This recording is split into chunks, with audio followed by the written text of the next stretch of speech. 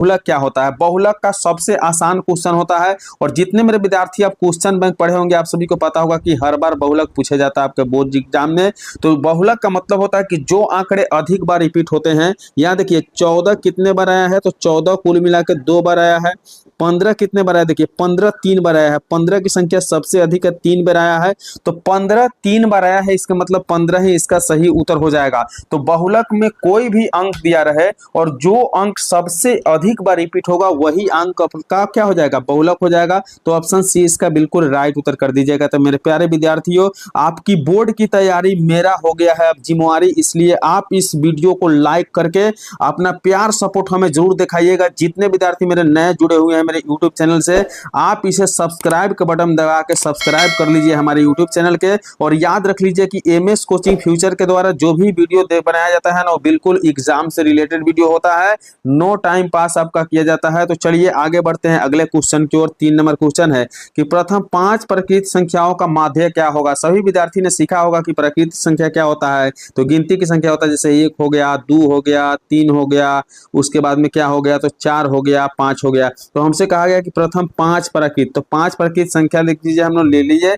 1 से लेकर 5 तक, और इसकी संख्या 5 है तो आप बटा में 5 कर दीजिए। अभी सभी संख्याओं को जोड़ लीजिए, तो हम जोड़ेंगे ना तो कुल मिला के हमारा संख्या 15 हो जाएगा, और बटा में 5 कर लेंगे, 5 से कटा लेंगे 3 बार में, यही 3 आपके लिए माध्य हो जाएगा। तो एग्जाम में माध्य हमेशा पूछा जाता है, याद रखेंगे। ऑप्शन बी बिल्कुल राइट उत्तर कर लीजिएगा मेरे प्यारे विद्यार्थियों। बस आप इस क्लास को अंत तक देख कर जाइए, और इस यूट्यूब चैनल का नाम अपने जो है ना फेयर के कॉपी में लिख के रख लीजिए। अगर प्रश्न नहीं आए तो आप हमें कमेंट करके जरूर बताइएगा। अगला 4 नंबर क्वेश्चन है कि प्रेक्षण 8 12 7 14 6 13 15 का माध्यक। माध्यक में कुछ नहीं करना होता, ये भी बहुत आसान होता है, और एग्जाम में निश्चित तीनों चीज माध्यक बहुलक पूछने के लिए मिलता है। आप लोग देखे होइएगा जाके 2025 का भी क्वेश्चन पेपर देख लीजिए, 2024 का भी देख लीजिए, हमेशा आपको देखने के लिए मिलेगा। तो सबसे पहले इस आंकड़े को बढ़ते क्रम में सजा लीजिए। तो सबसे पहले छोटा कौन है, तो 6 है तो 6 को लिखिए। फिर उसके बाद में उससे बड़ा कौन है, तो 7 है तो 7 को लिखेंगे। फिर उसके बाद में 8 लिखेंगे। फिर उससे बड़ा क्या है, तो 8 के बाद में बड़ा आपको 12 दिखाई दे रहा है, फिर 13 दिखाई दे रहा है, फिर 14 दिखाई दे रहा है, फिर 15 दिखाई दे रहा है। अब कुल संख्या कितना है देखिए, तो कुल संख्या जो है ना 1 2 3 4 5 6 7।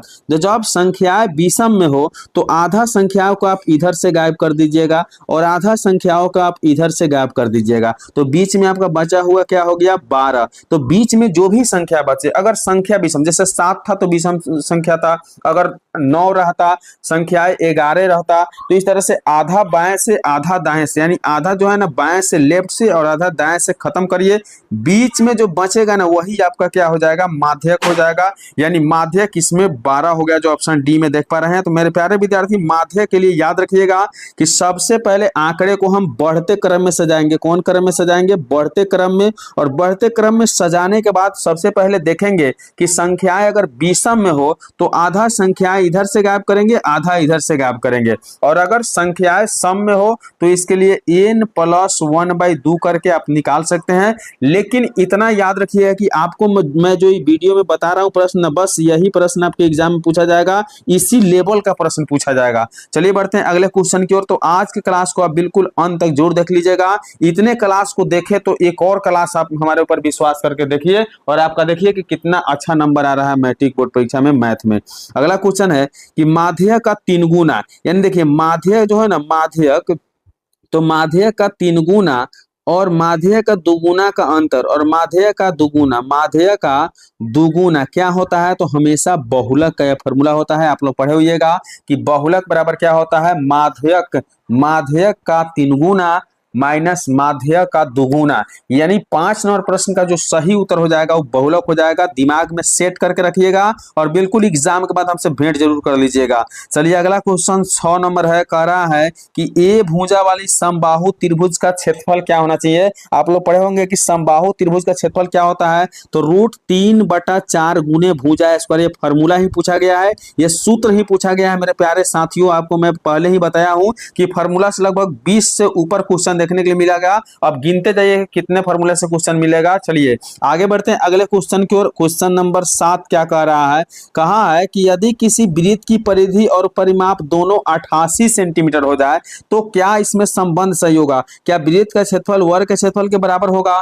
क्या वृत्त का क्षेत्रफल बड़ा होगा और वर्ग का क्षेत्रफल छोटा होगा? या वृत्त का क्षेत्रफल बड़ा हो जाएगा और वर्ग का क्षेत्रफल छोटा हो जाएगा? तो मेरे प्यारे साथियों याद रखिएगा कि अगर वृत्त का परिधि 88 है ना, याद रखेंगे 88 है, तो इसका आर यानी त्रिज्या का मान 14 आएगा। आप पाई आर स्क्वायर का फॉर्मूला लगा के देख लीजिए, आपका 6 से 16 उत्तर इसका आ जाएगा। ठीक है, यानी क्षेत्रफल वृत्त का। उसी प्रकार से अगर हम जो है ना, यदि वर्ग के परिमाप कह रहा है तो वर्ग का परिमाप 4 गुने भुजा होता है। 4 ए बराबर क्या होता है 88 करिएगा, और 4 से हम 22 में कटा ले तो ए के मान कितना हो गया 22। अब ध्यान दीजिए कि जब ए के मान 22 हो गया तो वर्ग का क्षेत्रफल भुजा स्क्वायर होता है, तो 22 के स्क्वायर करेंगे ना तो 484 होगा। अब बताइए दोनों में कौन बड़ा है? 6 से 16 बड़ा है और 484 कम है। इसके मतलब है कि इसका वृत्त का क्षेत्रफल क्या होना चाहिए? बड़ा होना चाहिए, और वर्ग का पर क्षेत्रफल क्या होना चाहिए? छोटा होना चाहिए। तो ऑप्शन सी को खूब ध्यान से देखिए। ऑप्शन सी में कह रहा है कि वृत्त का क्षेत्रफल बड़ा होना चाहिए और वर्ग का क्षेत्रफल क्या होना चाहिए? छोटा होना चाहिए।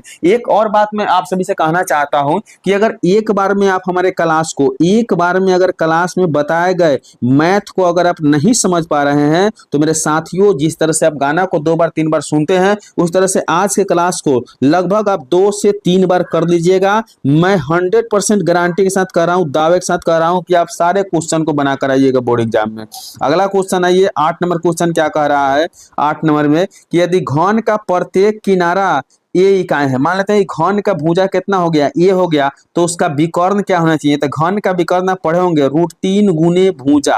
अब √3 गुने भुजा है, आप देख रहे हैं कि भुजा के मान कितना है तो ए हो जा रहा है, तो √3 में ए से गुना करेंगे तो कितना हो जाएगा √3a। तो देखिए √3a आपका ऑप्शन ए में ही मिल गया। तो बिल्कुल देखिए आप गिनते जाइए कितना फॉर्मूला पूछा जाता है। तो मेरे प्यारे विद्यार्थियों, मेरे प्यारे साथियों, मैं आपसे यही बार बार कहना चाह रहा हूं कि मां शारदे की कृपा तुम लोग के ऊपर होगा और निश्चित रूप से सभी विद्यार्थी 80+ नंबर लाओगे मैथ में। लेकिन आज के क्लास को आपको अंत तक देखना होगा जरूर। चलिए अगला क्वेश्चन को बढ़ाएंगे 9 नंबर क्वेश्चन। देखिए फिर एक और फॉर्मूला आ गया। त्रिज्या आर जो बड़ा आर है और ऊंचाई एच वाले लंबवृत्तीय शंकु का आयतन। तो शंकु का आयतन हम लोग पढ़ते हैं 1/3 पाई आर स्क्वायर एच। अब देखो बस आर के जगह पर क्या करना है कि बड़ा आर स्क्वायर हो जाएगा और एच के जगह पर बड़ा एच, तो 1/3 पाई आर स्क्वायर जो ऑप्शन बी में है ना बिल्कुल करेक्ट दिया हुआ है। तो मेरे प्यारे दोस्तों, मेरे प्यारे साथियों, मैं आप सभी के लिए बहुत मेहनत करके इस क्लास के लिए, इस वीडियो के लिए मेहनत करके बनाता हूँ। बहुत तरह से आपका क्वेश्चन पेपर तैयार करके, क्वेश्चन पेपर खोज के लाकर आप सभी के लिए वीडियो बनाता हूँ ताकि आपके बोर्ड एग्जाम में आपका अधिक से अधिक अंक आए और आप अपने माता पिता का सपना जरूर पूरा करें। तो मेरे प्यारे विद्यार्थी, बस लाइक करने में कोई मेहनत नहीं लगता है, आप हमारे इस क्लास को लाइक कर दीजिए और यूट्यूब चैनल को सब्सक्राइब कर लीजिए, क्योंकि बाबू सब्सक्राइब करने में कोई भी पैसा नहीं लगता है। बस आप लोगों का सपोर्ट चाहिए हमें और प्यार दुलार मिलते रहे, मैं इसी प्रकार के क्लास लेकर आते रहूंगा। तो अगला क्वेश्चन 10 नंबर कह रहे हैं कि यदि 2 वृत्तों का क्षेत्रफल का अनुपात दिया हुआ। देखिए खूब ध्यान देखिएगा, इसमें हम एक ट्रिक बताने वाले हैं और उस ट्रिक से कितना भी भारी से भारी क्वेश्चन आप बना लीजिएगा। तो वृत्त का क्षेत्रफल दिया है, उनकी त्रिज्या, तो ये वृत्त का क्षेत्रफल हो, चाहे वर्ग का क्षेत्रफल हो, चाहे त्रिभुज का क्षेत्रफल हो, कोई चीज का क्षेत्रफल दिया रहे तो उससे आपको अगर भुजा का अनुपात या भुजा निकालना हो तो बस उस मान को रूट के अंदर रख लीजिएगा। तो 4/25 लिख लीजिए। तो 4 का वर्गमूल कितना हो जाता है 2, अनुपात में 25 का वर्गमूल कितना होता है 5, यानी 2 अनुपात जो है ना ऑप्शन डी, 2 अनुपात जो है ना 2 अनुपात 5 ऑप्शन डी में दिया हुआ है, बिल्कुल राइट उत्तर हो जाएगा। तो ऑप्शन डी 10 का सही कर लीजिएगा। कभी भी आपके एग्जाम में क्षेत्रफल दिया रहे और क्षेत्रफल से त्रिज्या निकालने के लिए कहे तो आप निश्चित रूप से उसे वर्गमूल निकाल लीजिएगा और जो आंसर दिखाई देगा उसको टिक मार दीजिएगा।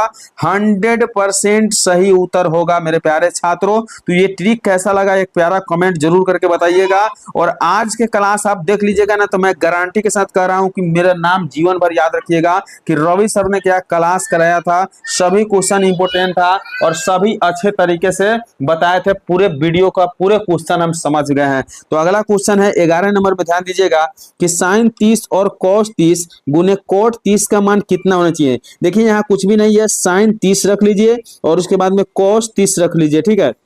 आप लोग पढ़े होइएगा कि कोट थीटा का जो मान होता है ना वो कोस थीटा बटा में क्या होता है साइन थीटा होता है। अब जरा देखिए कि हम कोस से कोस कटा लेंगे, साइन से साइन कटा लेंगे तो एक मान आ जाएगा, यानी एक जहां हो आप ऑप्शन को टिक कर सकते हैं। तो एक जो है ऑप्शन डी में दिया है, तो 11 नंबर प्रश्न का मेरे साथियों ऑप्शन डी बिल्कुल सही उत्तर हो जाएगा। तो प्यारे विद्यार्थियों इस क्लास को लाइक करके और बस अंत तक जरूर देखिएगा, मेरे बातों पर विश्वास करके आप अंत तक जरूर देख लीजिएगा आज के क्लास को।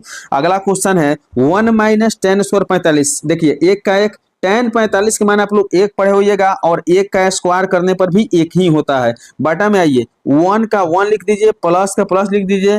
टेन 45 के मान एक होता है और एक के स्क्वायर भी एक होता है। एक में से एक अगर घटा लिया जाए तो 0 हो जाएगा और एक में एक जोड़ दिया जाए तो 2 हो जाएगा। अब 2 में 0 से जैसे भाग करेंगे 0 हो जाएगा। तो मेरे प्यारे साथियों साइन 0 डिग्री का मान 0 होता है। तो साइन 0 डिग्री आपको जहां दिखाई दे उस उत्तर को टिक करेंगे। तो बिल्कुल ऑप्शन बी में दिखाई दे रहा है साइन 0 डिग्री। और एक बात मैं आप सभी को और बता देना चाहता हूं कि त्रिकोणमिति जो होता है ना, जिसको हम लोग त्रिगोनोमेट्री बोलते हैं, याद रखिएगा लगभग इससे 15 से ऊपर क्वेश्चन पूछे जाते हैं आपके एग्जाम में। लगभग 15 से 20 क्वेश्चन आपको त्रिकोणमिति का देखने के लिए मिलता है। तो 4-5 चैप्टर आप अगर पढ़ लेते हैं मैथ का तो निश्चित रूप से कोई भी आपको जो है ना पास कराने से नहीं रोक सकता है। लेकिन आज के क्लास देखने के बाद आप निश्चित रूप से कमजोर विद्यार्थी भी पास करेंगे और सारा क्वेश्चन को मैं आपको आज के ही वीडियो में समझा दूंगा। अगर नहीं समझ में आया तो दोबारा और जरूर देखिएगा इस वीडियो को। अगला क्वेश्चन है कि बिंदु ये किस पाद में स्थित है। ये निर्देशांक ज्यामिति का होता है इस तरह से चतुर्थांश,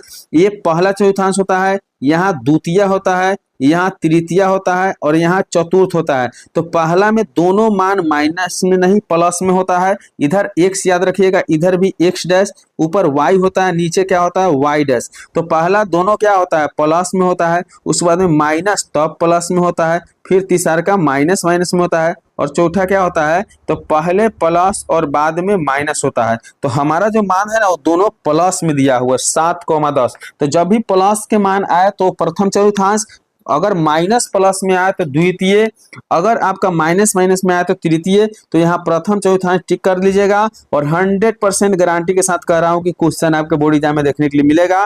तो इस क्वेश्चन को अपने दिमाग में सेट कर लीजिए और जहां भी रहिए आप लोग मस्त रहिए, अपने अपने पढ़ाई में व्यस्त रहिए। चलिए अगले क्वेश्चन यानी 14 नंबर क्वेश्चन देखेंगे। tan 45 और tan 60 का अनुपात। देखिए tan 45 का मान 1 होता है और tan 60 का मान √3 होता है। तो अनुपात में देखा जाए तो 1:3 आपका ऑप्शन सी में दिया है, 1:3 ऑप्शन सी में दिया है। तो मेरे प्यारे छात्र आज के इस क्लास को लाइक जरूर करिएगा और अपना प्यार स्नेह हमें जरूर दीजिएगा। इस YouTube चैनल को सब्सक्राइब जरूर कर लीजिएगा। आपको मां शारदे जो है ना मनोकामना पूर्ण करेगी और सभी विद्यार्थी मैथ में पास करेंगे, मेरा गारंटी है।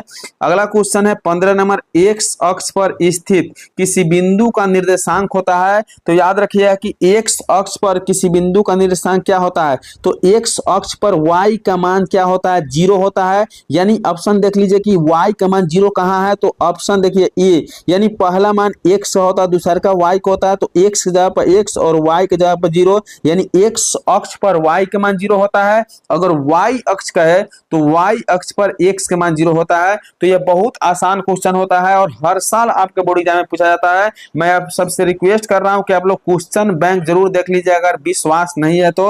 अगर विश्वास है तो पिछले साल 2025 का 24 का क्वेश्चन देखिए और तब हमारे ऊपर विश्वास करिए।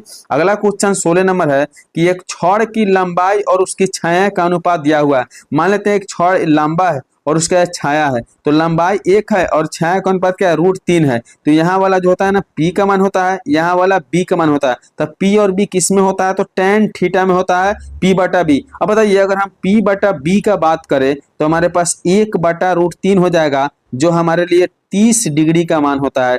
tan 30 डिग्री का मान आप लोग पढ़े होइएगा कि tan 30 डिग्री का मान कितना होता है तो 1 क्या होता है √3 होता है। तो मेरे प्यारे साथियों आज के क्लास अगर एक बार में नहीं समझे तो मैं आप सभी से रिक्वेस्ट कर रहा हूं कि आप अपने लिए आज के क्लास को 2 बार जरूर देखिएगा। मैं गारंटी के साथ कह रहा हूं कि अभी सभी क्वेश्चन को आप समझिएगा।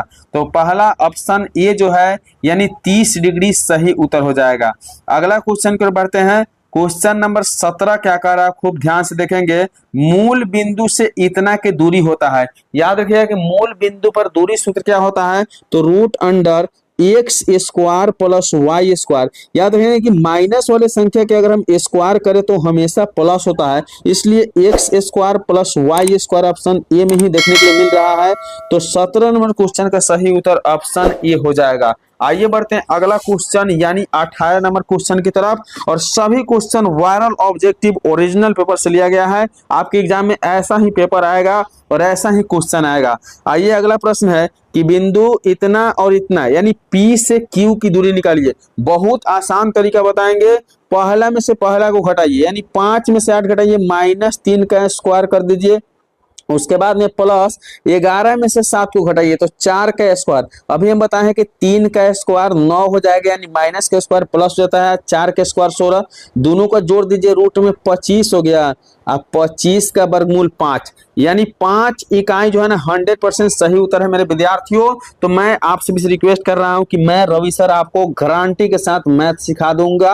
आप हमारे यूट्यूब चैनल को सब्सक्राइब करके वीडियो को लाइक करके अपने प्यारे छात्रों यानी प्यारों दोस्तों के साथ जरूर भेजिएगा।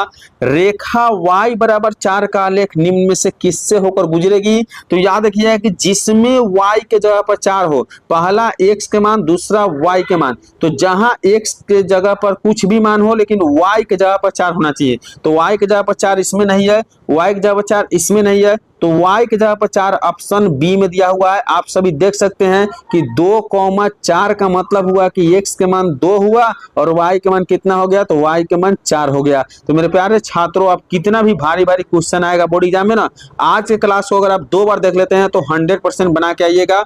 20 नंबर क्वेश्चन है, मूल बिंदु का निर्देशांक होता है। तो मूल बिंदु का निर्देशांक कितना होता है? तो 0 0 होता है। ऑप्शन ए बिल्कुल इसका राइट उत्तर हो जाएगा। आइए बढ़ते हैं अगला क्वेश्चन की ओर। अगला प्रश्न क्या कह रहा है खूब ध्यान से देखेंगे, यानी क्वेश्चन नंबर आपके सामने 21 बढ़ेंगे और बिल्कुल मूल बिंदु का निर्देशांक वाला क्वेश्चन हर साल पूछा जाता है, याद जरूर कर लीजिएगा। 21 नंबर क्वेश्चन क्या कह रहा है, ध्यान से देखेंगे। निम्नलिखित में कौन सी सबसे छोटी प्राकृत संख्या है?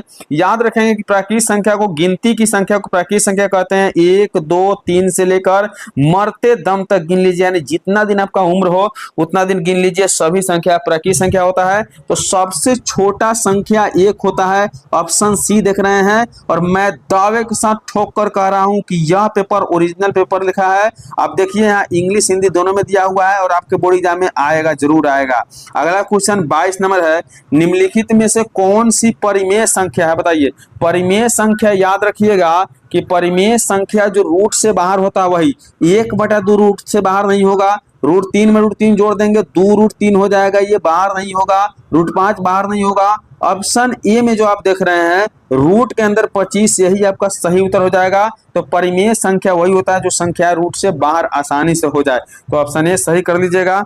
अगला क्वेश्चन देखिए 23 नंबर क्या कह रहा है, ध्यान देंगे। निम्नलिखित में कौन सी अपरिमेय संख्या है? अपरिमेय संख्या जो रूट से बाहर नहीं निकले। यहाँ देखिए यहाँ जो है ना ये परिमेय संख्या, क्योंकि इसका जो है ना P/Q के रूप में लिखना संभव है क्योंकि ये रूट से बाहर है। याद रख लीजिए रूट के अंदर 16 का वर्गमूल 4 होता है। इस दोनों को गुना करेंगे तब 25 हो जाएगा। 25 का वर्गमूल कितना हो जाएगा? 5। और यहाँ जो ऑप्शन सी में देख रहे हैं इसका कभी भी वर्गमूल निकलने वाला नहीं है, क्योंकि 9 का वर्गमूल अगर 3 हो भी जाता है तो √27 का वर्गमूल नहीं होता है। इसलिए ऑप्शन सी बिल्कुल राइट उत्तर हो जाएगा।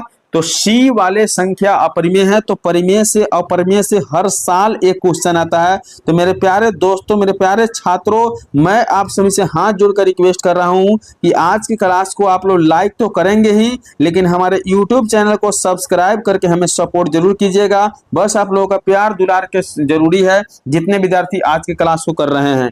तो अगला क्वेश्चन 24 है कि यदि P और Q 2 अभाज्य संख्या है तो उसका मस्सा क्या होना चाहिए? दिमाग में सेट करके रखिएगा कि मस्सा निकालने के लिए कहा जाए और कोई भी संख्या जैसे P और Q है, Q R और S दे दे या A और B दे दे, तो हमेशा उसका आंसर A, या X और Y कोई भी 2 संख्याएं दिया रहे जो चर से होता है, A से Z तक के कोई भी अक्षर है और कहे कि मस्सा क्या होगा तो एक ही होगा। याद रखेंगे ऑप्शन ए बिल्कुल सही उत्तर हो जाएगा। अगला क्वेश्चन 25 नंबर देखिए, यहाँ कह रहा है कि 0.13 का रेकरिंग जो है यह क्या मान होना चाहिए। याद रखिएगा मेरे दोस्त, अगर 0.13 पर रेकरिंग है तो ये 13 बाटा 2 गो रेकरिंग है तो 100 में से 10 को घटा लीजिएगा, यानी यहाँ बी का मान जो है ना 13/90 आपका सही उत्तर हो जाएगा। बनाकर चेक कर लीजिएगा। चलिए बढ़ते हैं अगला क्वेश्चन की ओर। देखिए इतना ही आसान क्वेश्चन आपके बोर्ड में पूछा जाएगा। मेरा नाम याद कर लीजिए, मैं रवि सर हूं, गारंटी के साथ आप सभी को पेपर में देखने के लिए मिलेगा। तो कह रहा है कि 18 तथा 72 का मौसा, मौसा का मतलब होता है जो सबसे बड़ा गुणनखंड होना चाहिए। अगर उस तरह से समझ में नहीं है तो 18 लिखिए, 72 लिख लीजिए। देखिए और यहाँ देखिए 18 चौका 72, देखिए 18 से पूरा पूरी कट गया तो मौसा 18 हो गया। एक तरीका ये हो गया। दूसरा तरीका क्या है, ये 18 की पढ़ा में भी 18 आता है, 72 की पढ़ा में 18 की पढ़ा में भी 72 आ जाता है। तो 18 एकम 18 और 18 चौका 72, इसलिए आपका 18 सही उत्तर हो जाएगा। तो मौसा निकालने के लिए आप बस भागा देने वाली संख्या जो सबसे हाईएस्ट हो, भागा तो आपको 72 से 18 में लगेगा नहीं, 2 से तो भागा लग जाएगा, लेकिन ये छोटा संख्या है, 9 से लगेगा, ये भी छोटा संख्या है, तो हमें सबसे बड़ा देखा जाना है। तो 2 और 9 18 में सबसे बड़ा 18 है, तो 26 नंबर क्वेश्चन का सभी उत्तर ए हो जाएगा। अगला क्वेश्चन देखिए 27 नंबर कह रहा है कि रूट जो है ना 12 का परिमेय करनी है। तो रूट में 12 है ना, इसका परिमेयकरण करिएगा तो 4 × 3 12 होता है और 4 के वर्गमूल 2 होगा, रूट के अंदर 3 हो जाएगा। तो ऑप्शन डी जो देख रहे हैं ना, ऑप्शन डी 2√3 यही बिल्कुल राइट उत्तर हो जाएगा। तो मेरे प्यारे दोस्तों, मेरे प्यारे छात्रों, इस क्लास को अंत तक देख लीजिए और आप जरूर कमेंट करके बताइए कि सर आप बहुत अच्छे क्लास कराते हैं, बहुत अच्छे क्वेश्चन बताते हैं। तो यदि p एक धनात्मक पूर्णांक है तो धनात्मक सम पूर्णांक का रूप क्या होना चाहिए, तो जिसमें 2 लगा हो, क्योंकि आप देखिए कि 2 जो होता है ना सम संख्या होती है, तो 2p इसका बिल्कुल सही उत्तर हो जाएगा। अब 2 तो इसमें भी लगा है लेकिन 1 को जोड़ दिया है तो 2 1 3, तो 3 विषम संख्या हो जाएगी, तो ऑप्शन ए इसका सही उत्तर हो जाएगा। अगला क्वेश्चन की ओर बढ़िए। 29 नंबर क्वेश्चन है, निम्नलिखित में से किसका दशमलव प्रसार शांत होगा। तो देखिए ऊपर वाले संख्या जो होते हैं ना अंश होते हैं और नीचे वाले संख्या क्या होते हैं, हर होते हैं। तो जिसका भी हर के गुना में 2 और 5 आता है वही क्या होता है, शांत होता है। 81 में देखिए 81 में 3 आने वाला है तो शांत नहीं है। 45 में भी 3 आएगा, ये भी शांत नहीं है। 41 तो किसी से भागा ही नहीं लगेगा। तो 80 में देख लीजिए कि 80 का गुणनखंड अगर आप करेंगे ना तो 2 से लगाएंगे तो 40, फिर 2 से लगाएंगे तो 20, फिर 2 से लगाएंगे तो 10 और फिर 2 से लगाएंगे तो 5, यानी देखिए इसमें 2 और 5। तो बोले ना कि जिसके हर में 2 और 5 आ जाने वाला हो वही आपका शांत होगा। तो ऑप्शन डी सही कर लीजिएगा। मैं रवि सर आप सभी को मैथ जरूर सिखाऊंगा, इस क्लास को आप लोग दोबारा जरूर देख लीजिएगा। जितने विद्यार्थी नए यूट्यूब चैनल से जुड़े हैं बाबू सब्सक्राइब करके सपोर्ट कीजिए और इस वीडियो को लाइक जरूर कीजिएगा। अगला क्वेश्चन है, निम्नलिखित में किसका दशमलव प्रसार अशांत होगा। देखिए ये 400 है, ये शांत होने वाला क्योंकि इसका गुणनखंड में 2 ही और 5 ही दिखने के लिए मिलेगा। 80 गुणनखंड में अभी हम लोग देखें कि 2 और 5 ही आता है। 400 गुणनखंड में भी 2 और 5 आता है, लेकिन यहाँ 121 का गुणनखंड करेंगे तो 11 × 11 आएगा। तो 11 विषम संख्याएं हैं, इसलिए यह क्या हो जाएंगे, अशांत हो जाएंगे। तो ऑप्शन जो है ना बी सी याद रखेंगे, ऑप्शन सी याद रखेंगे। 13/121 आपका क्या है, तो अशांत संख्या है। क्या संख्या है, अशांत संख्या है। चलिए आगे बढ़ते अगला क्वेश्चन को देखते हैं। यहाँ कह रहा 31 नंबर में कि यदि थीटा तथा फाई एक पूरक कोण होता है, तो याद रखिएगा कि पूरक कोण तभी होता है, एक हम आपको एग्जांपल बताते हैं कि सेक आप पढ़े होइएगा कि सेक 90 डिग्री माइनस थीटा, यही पूरक कोण बना जाता है, बराबर क्या होता है, कोसेक थीटा। तो अगर पूरक होगा ना तो देखिए सेक किस में बदलेगा, कोसेक में, यही आपका सही हो जाएगा। बाकी कोस कोस में नहीं बदलता है, साइन साइन में नहीं बदलता है और टेन टेन में नहीं बदलता है। तो ऑप्शन बी बिल्कुल इसका राइट उत्तर हो जाएगा। अगला क्वेश्चन देखिए 32 नंबर क्या कह रहा है कि साइन स्क्वायर 75 और साइन स्क्वायर 15। देखिए यहाँ तो साइन स्क्वायर 75 का हम 75 लिख देंगे, लेकिन यहाँ क्या करेंगे कि साइन